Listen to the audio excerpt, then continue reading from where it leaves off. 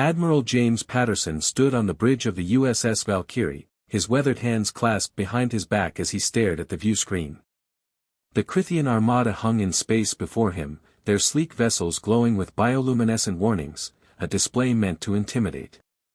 300 warships strong, they had come expecting humanity to fold as every other species had before them.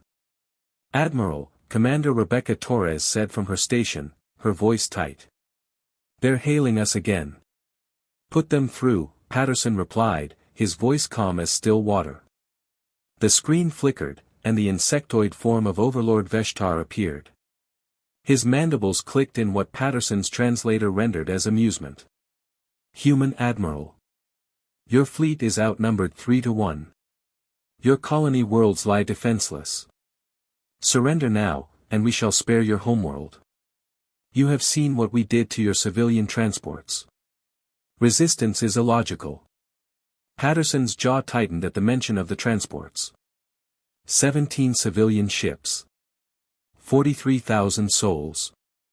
Men, women, children, refugees fleeing the outer colonies, seeking sanctuary at Earth. The Krithians had vaporized them without warning, broadcasting the footage across all frequencies as a warning to humanity. The Admiral's smile was cold, humorless. "Show mercy." He let out a short laugh that held no warmth. "That ship sailed with our civilians, Overlord." Veshtar's compound eyes glittered. "Then you choose extinction. So be it."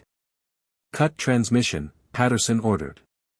He turned to his crew, and they saw something in his eyes that made them sit straighter, a quiet, terrible resolve. "All ships, execute Protocol Alamo. Authorization Patterson 77 Omega." Lieutenant Marcus Johnson's fingers flew across his console. "Sir, all captains confirming receipt. They're asking, they want to know if you're certain."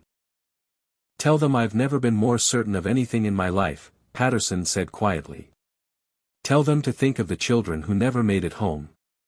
What the Krithians didn't know, what no alien species had yet learned, was that humanity had a peculiar relationship with war. Most species fought for territory, resources, or dominance.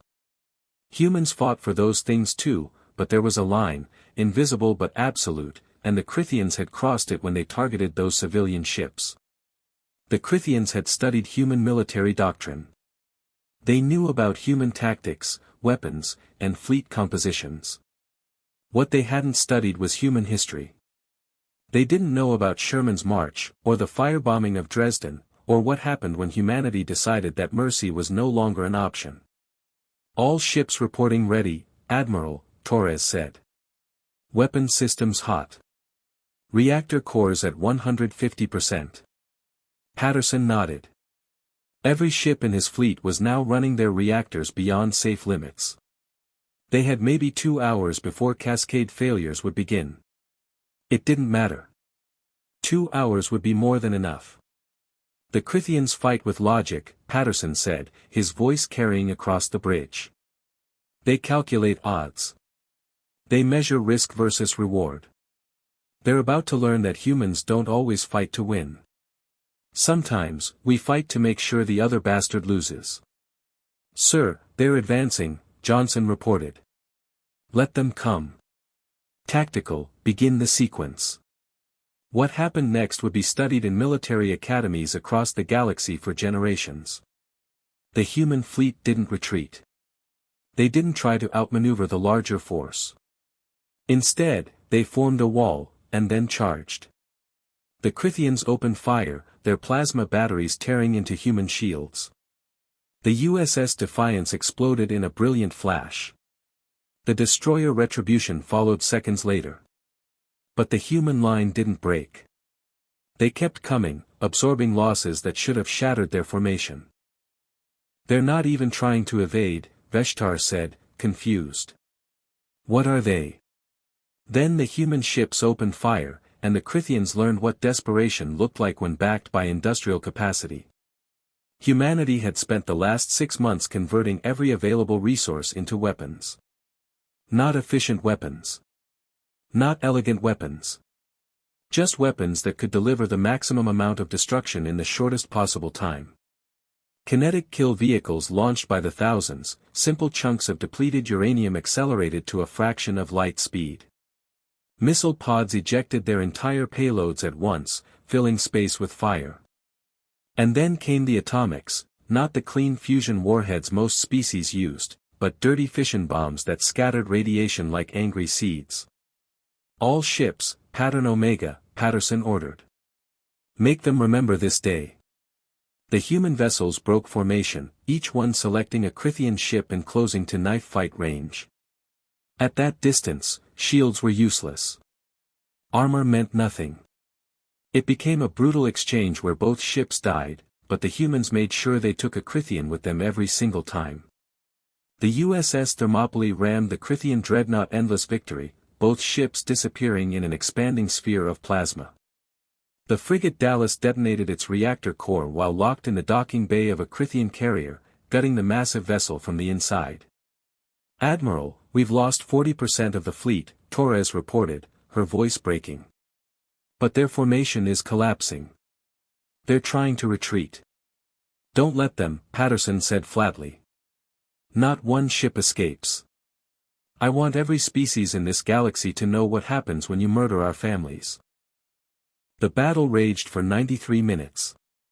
When it was over, the Crithian armada was gone, not defeated, but annihilated.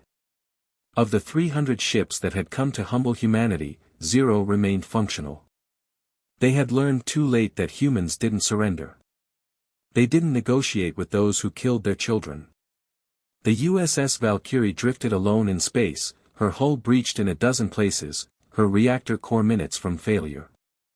Patterson stood on the dying bridge, looking at the debris field that stretched for thousands of kilometers. "Get this message out on all frequencies," he said quietly. "To any species listening, humanity will trade with you. We'll negotiate with you. We'll even fight honorable wars with you. But if you target our civilians, if you murder our children, then there is no mercy. There is no surrender. There is only the certainty that we will drag you into the dark with us." Commander Torres looked at him, tears streaking her face. "Sir, evacuation pods are ready."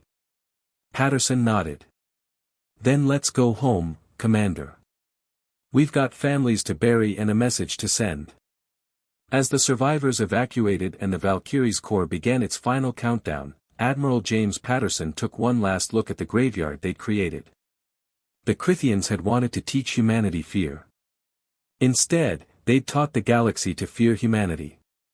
And that lesson would last 1,000 years.